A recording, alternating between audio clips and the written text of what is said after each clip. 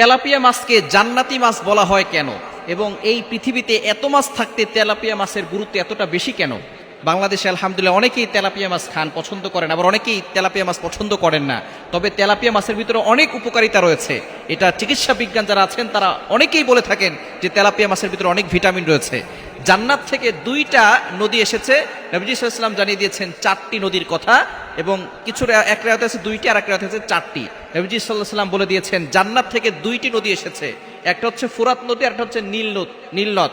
এই 2টা নদীতে তেলাপিয়া মাছ বেশি, এবং আমাদের বাংলাদেশে আলহামদুলিল্লাহ তেলাপিয়া মাছ অনেক বেশি। জান্নাত থেকে আরো 2টা নদী, জয়হান আর হচ্ছে সাইহান, এই 2টা নদী জান্নাত থেকে এসেছে। একেবারে সিদরাতুল মুনতাহার পাশে যে ঝর্ণা, সেখান থেকে এই নদীগুলো এসেছে। সুতরাং আমরা যদি এই তেলাপিয়া মাছ খাই, আল্লাহর পক্ষ থেকে অনেক ধরনের ভিটামিন এই তেলাপিয়া মাছের ভিতরে রয়েছে। কিন্তু অনেকে আমরা তেলাপিয়া মাছ খেতে চাই না। চিকিৎসা বিজ্ঞান প্রমাণ করেছে এবং তারাও বলে যে তেলাপিয়া মাছ বাচ্চাদেরকেও খাওয়াবেন, দেখবেন তাদের শরীরের ভিতরে অনেক ভিটামিন আসবে। কিন্তু যাদের কিডনির সমস্যা আছে, অ্যালার্জির সমস্যা আছে, তারা একটু কম খাওয়ার চেষ্টা করবেন। এছাড়া কিডনির সমস্যা যাদের নাই, অ্যালার্জির সমস্যা নাই, তারা আলহামদুলিল্লাহ তেলাপিয়া মাছ খেলে অনেক উপকার হবে। 1 নাম্বার হচ্ছে যাদের সন্তান হয় না, তারা যদি তেলাপিয়া মাছ বেশি করে খায় তাহলে তাদের শরীরের ভিতরে ভিটামিন আসবে এবং সন্তান হওয়ার সম্ভাবনা আছে। তবে অবশ্যই মনে রাখবেন, তেলাপিয়া মাছ খেলে যে সন্তান হবে বিষয়টা এমন নয়। সন্তান দেওয়ার মালিক হচ্ছেন একমাত্র আল্লাহ। আল্লাহ তাআলা সন্তান দিবেন, তবে কিছু কিছু উসিলা আল্লাহ তাআলা সন্তান দেন। যেমন আপনি দোয়া করেছেন, এটা হচ্ছে উসিলা। আপনি ওষুধ খেয়েছেন, এটা হচ্ছে উসিলা। বিভিন্ন ধরনের হরমোনের সমস্যা থাকে অনেক মা বোনদের, যার কারণে দেখা যাচ্ছে যে সন্তান হয় না। আল্লাহ পাক রব্বুল আলামিন যখন সে ওষুধ খায়, নবীজি সাল্লাল্লাহু আলাইহি ওয়াসাল্লামের সুন্নাহ দিয়ে সে ওষুধ খায়, এই ওষুধের উসিলা আল্লাহ তাআলা তাকে সন্তান দান করেন। তবে সন্তান দেওয়ার মালিক একমাত্র আল্লাহ। তো তেলাপিয়া মাছ খেলে যাদের সন্তান হয় না, আল্লাহর উসিলা করে, আল্লাহকে সন্তুষ্ট করে, আল্লাহর ইবাদত করে তেলাপিয়া মাছ যদি আপনি খান এবং মনে মনে নিয়ত করেন যে আল্লাহ তুমি আমাকে এর মাধ্যমে, এর উসিলায় তুমি আমাকে সন্তান দিও, আল্লাহ তাআলা এই তেলাপিয়া মাছ খাওয়ার বরকতে তাকে সন্তান দান করতে পারেন। 2 নাম্বার হচ্ছে এই তেলাপিয়া মাছ যারা খাবে তাদের উচ্চতা বাড়বে। 3 নাম্বার, তাদের ওজন কমাতে সাহায্য করবে।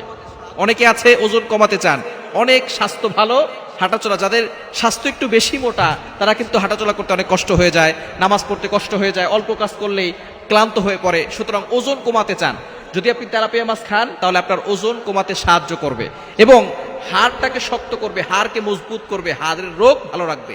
হাড়ে কোনো ধরনের রোগ হবে না যদি আপনি তেলাপিয়া মাছ খান। এই জন্য তেলাপিয়া মাছের ভিতরে অনেকটা উপকার রয়েছে, এবং শুধু তাই নয়, আপনার ত্বকটাকে ভালো রাখবে। এবং এই তেলাপিয়া মাছের ভিতরে প্রোটিন রয়েছে, ভিটামিন রয়েছে, আয়রন রয়েছে, যেটা আপনার শরীরকে সুস্থ রাখার জন্য খুবই উপকারী। এজন্য তেলাপিয়া মাছ খাওয়ার চেষ্টা করবেন, কোনো জিনিসটাকে অবহেলা করবেন না। আল্লাহ পাক রব্বুল আলামিন মানুষের খেদমতের জন্য কোটি কোটি মাখলুকাত দুনিয়াতে পাঠিয়েছেন, আমাদেরকে খাওয়ার জন্য। আল্লাহ পাক রব্বুল আলামিন সাগরে আল্লাহ পাক রব্বুল আলামিন মাছ দিয়েছেন। আল্লাহ পাক রব্বুল আলামিন নিজে বলছেন, 22 নম্বর পারার 15 নম্বর পৃষ্ঠার 1 নম্বর লাইন, সূরা ফাতিরের 12 নম্বর আয়াত, আল্লাহ বলছেন, ওমা ইস্তাবিল বাহরান হাদা আযবুন ফুরাতুন সাইগুন শারাবু ওয়া হাদা মিলহুন উজাজ ওয়া মিন কুল্লিন তাকুলুনা লাহমান তারিয়্যা ওয়া তাস্তাখরিজুনা মিন লুহিল্লাতান তালবাসুনাহা। আল্লাহ পাক রব্বুল আলামিন বলছেন, 2টা সমুদ্র এক নয়, একটা সমুদ্র আল্লাহ পাক রব্বুল আলামিন যে পানি দিয়েছেন, সেই পানিটা হচ্ছে মিষ্টান্ন, সেটা খেলে ভালো লাগে, তৃপ্তি সহকারে খেতে পারি। আর একটা পানি হচ্ছে লবণাক্ত পানি, যেটা খেলে তিক্ততা লাগে, সেটা খাওয়া যায় না। তবে অবশ্যই আল্লাহ তাআলা জানিয়ে দিয়েছেন, এই সমুদ্রের ভিতরে আমি আল্লাহ তাআলা মাছ দিয়েছি, তার গোশত তোমরা খেতে পারো, এটা আমি আল্লাহ তাআলা হালাল করে দিয়েছি। সুতরাং আমরা অবশ্যই তেলাপিয়া মাছ খাওয়ার চেষ্টা করব এবং আল্লাহ পাক রব্বুল আলামিনের সন্তুষ্টি আদায় করে আল্লাহ পাক রব্বুল আলামিনের ইবাদত